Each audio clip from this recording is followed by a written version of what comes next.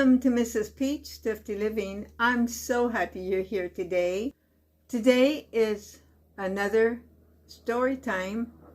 Dad's family, 18 children. And I am on the 8th in the episode and starting off with the 13th child.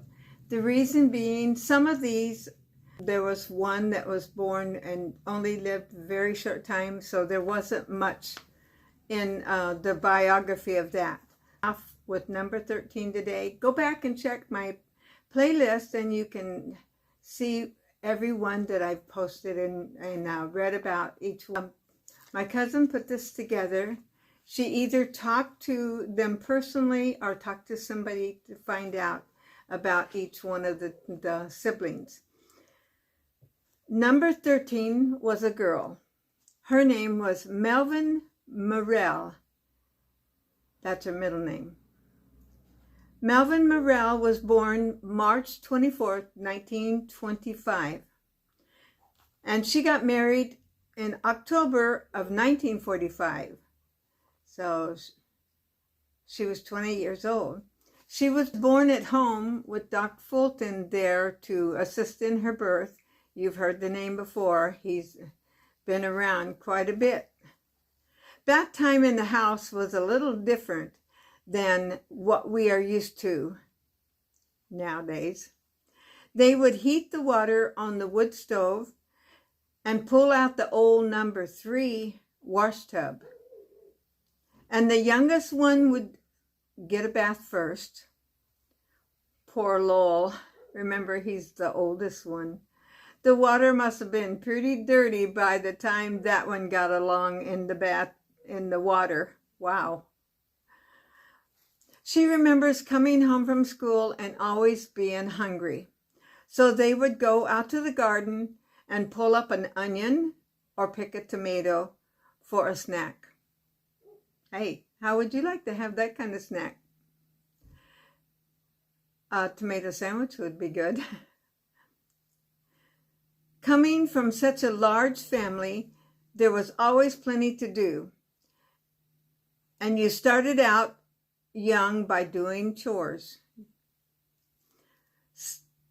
Some of Melvin's earliest chores was gathering the eggs, feeding the chickens, getting wood, and when she got older, she even was milking the cow.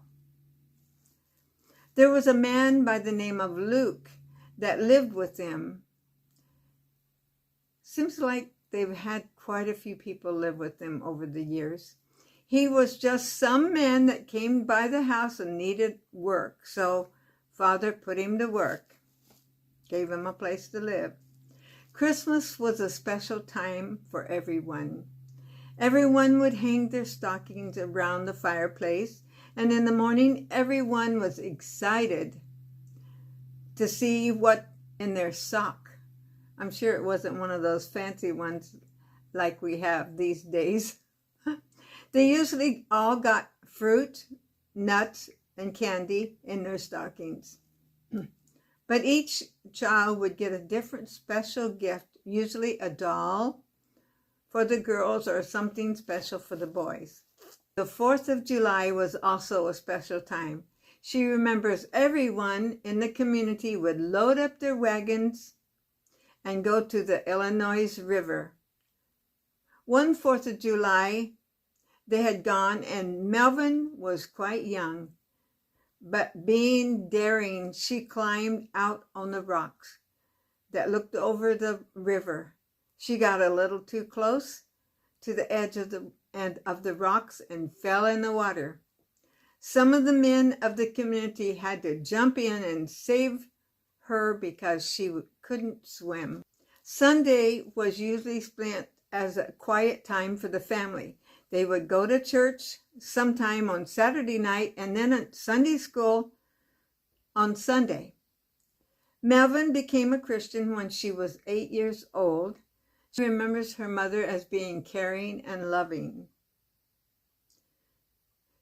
She was always there when she was needed. She remembers the home as being a home of prayer. They always had prayer over their meals. One of the rules they had was they were not allowed to play cards in the house, but she does know that her parents would play dominoes and checkers with the kids in the evening if everything else was finished. Grandpa Mac used to live with them. When Melvin was a child, he would sit in the front of the fireplace telling his tales in his Irish accent. He liked talking about the leprechauns from Ireland. He was fond of saying that he planted his best crops in front of the fireplace.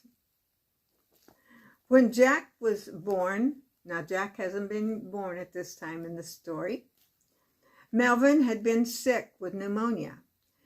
She had not gone out of the house for some time. It was March 18th and snow had been on the ground for about 2 weeks. It was beginning to melt, but still cold outside. On this day, Melvin was so excited because she was going to get to go to Miriam and Nellie's house. Miriam was one of the older brothers and his wife then. Everyone had been sitting around and talking for about 2 or 3 hours when someone came running in and told them they had a new baby brother. So everyone, being excited, rushed off to see the new baby and left Melvin behind. She was not happy. For you see, she had been the center of attention for some time while she had been sick, and now she felt she was being replaced. I'm sure that's happened a lot of times in life. She was so mad at Jack, she wouldn't even look at him. Oh my goodness. Melvin met Bert in Tulsa. She had been working there in an aircraft factory. This factory used to have swing shift dances. One week she had a date, and her girlfriend had a date with Bert for the dance. About 5 weeks later, Melvin didn't have a date to go to the dance, so her girlfriend fixed her up with a blind date. Not being too happy about this situation, the doorbell rang. I had to find my place again. She was late getting home from work. When she came in, everyone was upset about her being late because they wanted to go dancing. Bert gave her a good chewing out. Melvin told him, if you don't like it, just go on then. Bert stayed to take Melvin to the dance. On their third date, they were fighting again, and Bert told Melvin, "You make me so mad, I think I'll marry you." What a way to get engaged, huh? Oh. Melvin told Bert, "I wouldn't marry you if you was the last man on the earth." He told her, "Yes, you will." They got married in the courthouse in Las Vegas in October 1945, and they had 4 children. Mexican food was her favorite, and they were married till he passed away. That's a neat story. I love that. One more I'm going to go ahead and tell you a read today. I don't know whether you like long videos or short. I normally like them fairly short, and I've always tried to keep them pretty short. I've had a couple people, Sandra Brown, of Passing 80, said I should have my videos a little longer. So if you wouldn't mind, just give me a little thought on that. So I'm going to do one more. It's 1 page, and this is the next brother that was born. His name was Raymond Lee. Raymond Lee, and they called him Red, he had red hair, was born in 1926. Born at home in Blackgum. Mrs. Corbin and Doc Fulton was at the house when he was born. As a child, he had a lot of bosses, but didn't see that as a problem. His father was more of the overseer of the family, the older boys carrying out his instructions. The house they lived in was a double log house with a breezeway in it. The boys would sleep sometimes 4 to a bed.